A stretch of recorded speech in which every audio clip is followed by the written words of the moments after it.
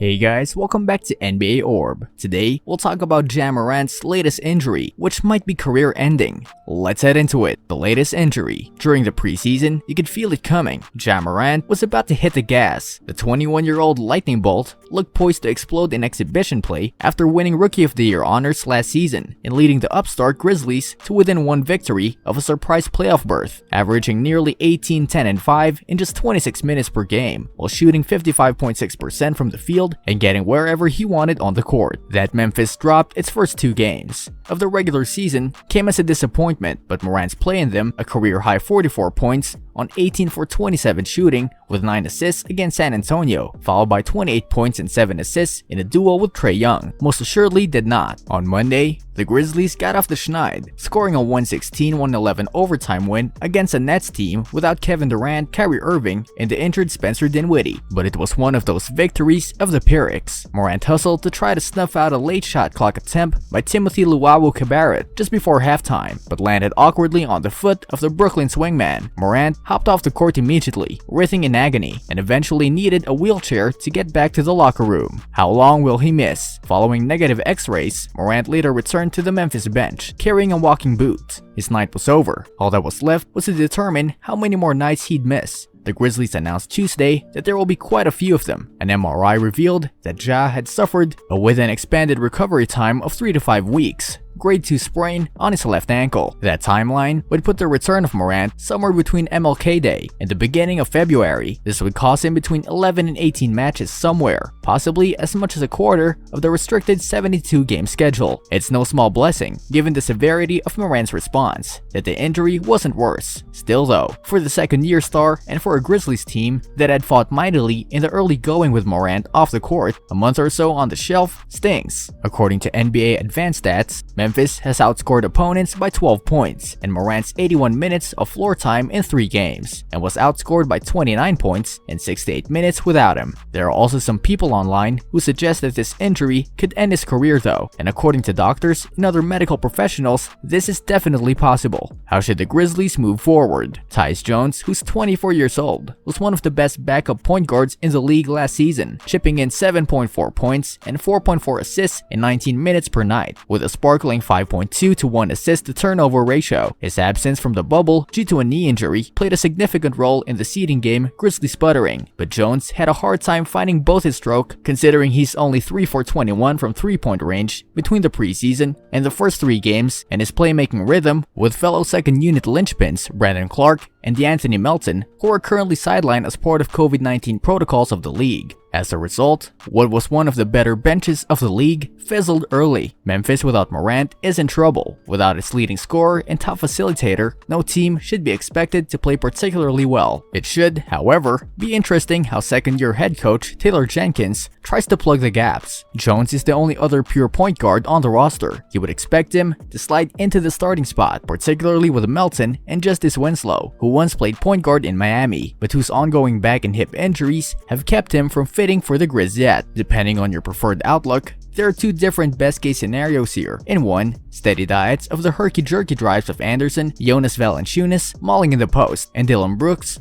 pulling up from wherever he damn good pleases, keep the Grizzlies afloat for a berth in the play-in tournament, and Morant, Jackson, and Winslow's eventual returns make Memphis the proverbial nobody wants to play team come springtime. In the other scenario, the Grizz fall off the pace quickly. The injured stars take their sweet time getting back. Jenkins and Executive Vice President of Basketball Operations Zach Kleiman get extended looks at how youngsters like Clark, Desmond Bane, Xavier Tillman, Jonte Porter, and Killian Tilly might fit into Memphis's future plans, and Memphis find itself in prime position to land a top 2021 draft pick and add another blue chip prospect to the JJJ core. Either result, because of the present of that inside-out tandem, would be more or less fine. The update on Tuesday hurts, but as soon as the x-rays returned negative on Monday, Morant had already avoided a more severe injury, and the worst-case scenario for Memphis, the Grizzlies have plenty to look forward to as long as Morant is able to make a timely return, even if they got to wait for it a bit. What do you think about Ja Morant? Do you think that this injury will end his career? Let us know in the comment section. This brings us to the end of our video. I hope you enjoyed it. Hit like if you did, and don't forget to subscribe to our channel so that you don't miss any of our videos in the future. Also, watch the 2 videos that are on your screen because I'm sure you'll love them. With that, I'll see you in the next video.